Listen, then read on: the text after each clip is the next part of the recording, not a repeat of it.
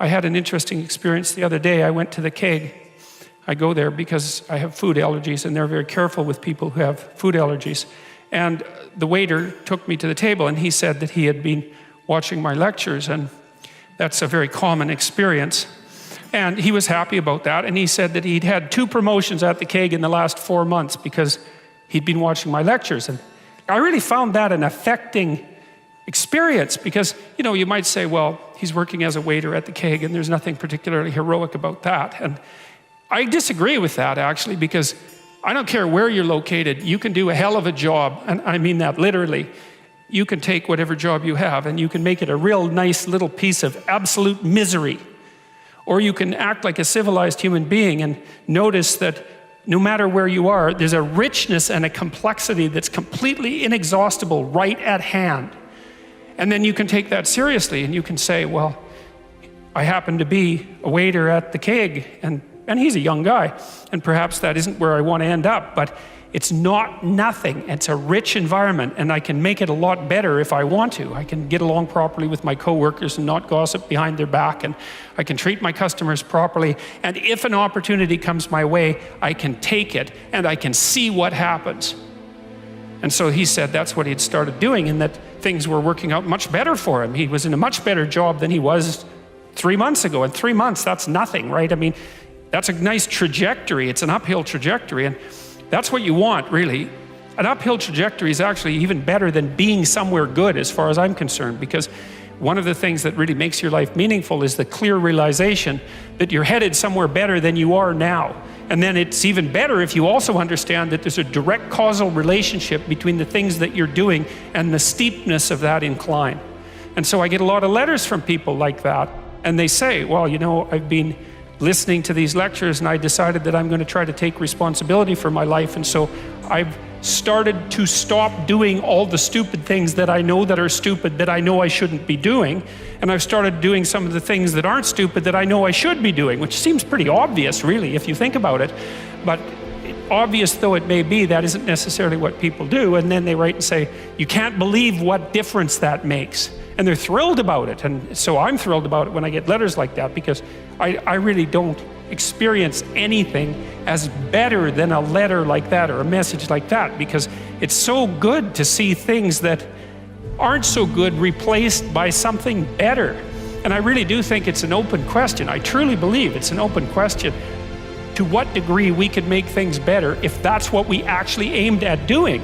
Well, there's 2 modes of being in the world, right? There's one where you adopt the responsibility for living properly, for being properly, and you make the sacrifices necessary for doing that, and then everything will flourish properly.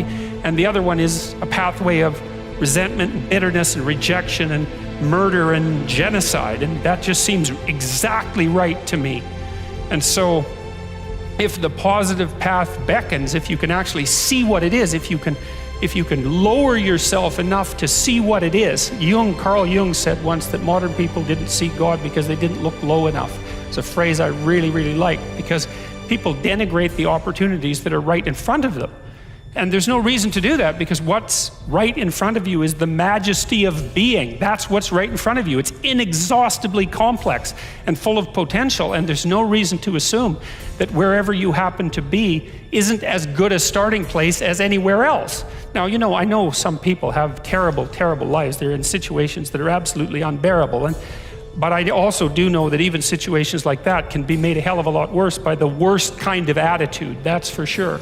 So anyway, so that's where you are. You're in a damaged structure. You're a damaged structure. You're in a damaged structure. But, at least it's got some walls. You're not being fed to the lions on a regular basis, so that's a good thing. And you can emerge forward heroically to confront the chaos that constantly threatens the structure within which you live. And you can free something as a consequence of that. You can learn something. You can strengthen yourself. That's the other thing, because what you're actually made of, in many ways, that what informs you, what you're made of, is what you encounter when you voluntarily encounter the unknown.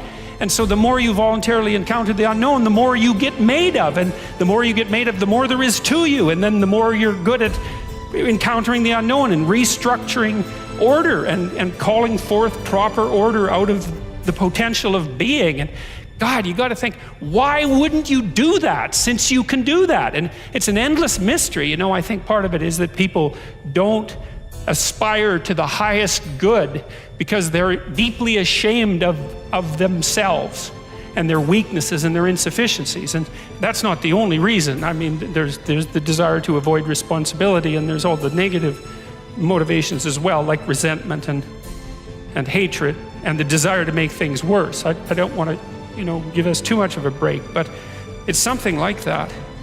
It's okay to not be in a very good place if what you're trying to do with that not very good place is make it better. And the fact that things aren't exactly the way they should be at least gives you something to do, you know, and maybe something great to do, because there's no shortage of suffering and trouble that besets the world that you could conceivably ameliorate in some way. And the utility of that and the intrinsic meaning of that is self-evident. So it also makes me curious about nihilism, for example, and despair, because I mean, I understand those emotions, I understand them deeply, and the intellectual mindset that goes along with it, but they just seem beside the point to me in some sense, because there are so many things that need doing that all you really have to do is open your eyes and look at them and then decide that you're actually going to do something about them. And you might think, well, what's within my scope of influence is so trivial that it's not worth doing. It's like, it won't stay trivial for long if you do it. Not at all, and I don't think it's trivial to begin with. I really don't believe that anything done right is trivial. My experience in my life has been that anything I actually did paid off. It didn't pay off necessarily in the way that I expected it to pay off. That's a whole different story. But if it was genuine commitment to do something, even if it went sideways and the outcome was really something other than what I expected, the net consequence over time was nothing but good. So every new frontier that can be conquered is an advance forward, and there's no shortage of frontier because we're surrounded by the unknown. We're surrounded by our own ignorance, and we can continually move into that domain, into the domain of chaos, or we can restructure pathological order, and that's the secret to proper being.